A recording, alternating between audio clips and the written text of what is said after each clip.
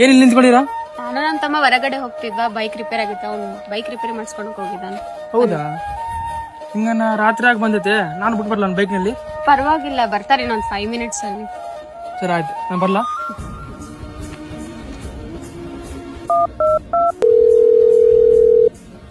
Hello, ಎಲ್ಲ ಇದ್ದೀ ಶಿವು? ಅಕ್ಕ ಇಲ್ಲಿ ಗ್ಯಾರೇಜ್ ತಗದಿನಕ್ಕ. ಇನ್ನ ಎಷ್ಟೊತ್ತಾಗುತ್ತೆ?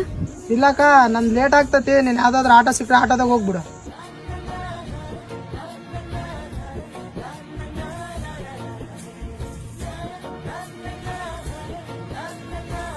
ತೇಜು, ನಿಮಿಷ ಬಾ.